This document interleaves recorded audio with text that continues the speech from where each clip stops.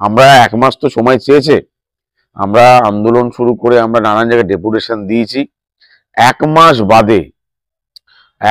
বাদে সার্ভে করার পর যদি এদেরকে নিয়ে প্রত্যেকটা যারা হকার আছে, ব্যবসাদার আছে বহু বছরের, এদেরকে নিয়ে যদি কোনো নির্দিষ্ট পার্মানেন্ট সলিউশন না বার করতে পারে সরকার, নদিয়া জেলা স্তব্ধ হয়ে যাবে। ওই চাপড়াও স্তব্ধ হবে, ওই কালীগঞ্জ স্তব্ধ হবে, পলাশিপাড়াও স্তব্ধ হবে। যেখানে এরা করার সাহস পায় না, এরা কৃষ্ণনগরের মতো জায়গায় যে মানুষগুলো সনাতন ভাবধারায় উদ্বুদ্ধ, তাদের কদিন বাদে দুর্গাপুজো, তাদেরকে পেটে লাথি মারছে। এই হচ্ছে এদের সরকারের অবস্থা। আপনারা তো এই বিষয় নিয়ে এসডিওর কাছে ডেপুটেশন দিয়েছেন, জেলা শাসকের কাছে দিয়েছেন, পৌরসভা চেয়ারম্যানের কাছে, কারোর কাছে কোনো নির্দিষ্ট কোনো তথ্য নেই।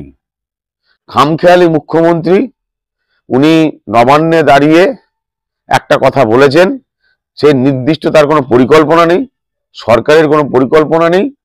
ওপরে স্থাবক যারা প্রশাসক আছেন তারা মমতা বন্দ্যোপাধ্যায়ের মানে এই প্রেস মিটটাকে, ঠিক আছে, বচন বলে নেমে পড়েছে নিচে, নিচে নেমে পড়ে। আর কিচ্ছু কোনো সিস্টেম নেই, কোনো কিচ্ছু নেই, এদের কোনো অল্টারনেটিভ কোনো প্রসেস নেই। এই মানুষগুলো কি করবে না করবে কি বৃত্তান্ত, এই জায়গাতে এরা যাচ্ছেই না। আর কোনো টাউন ভেন্ডিং কমিটি নেই, কেন্দ্রীয় আইন প্রণয়ন, হকার যে আইন, নীতি আইন, সে প্রণয়ন নেই। পশ্চিমবঙ্গ তো অন্য জায়গা, এটা তো বাংলাদেশ করার প্ল্যান চলছে। এমন জায়গায় পৌঁছে গেছে, চিন্তা করা না। অবিলম্বে এদেরকে পেটে লাথি মারা যাবে না, অবিলম্বে এদের অল্টারনেটিভ ব্যবস্থা করতে হবে। এই জায়গাটায় বারবার জোর দিচ্ছি আমরা।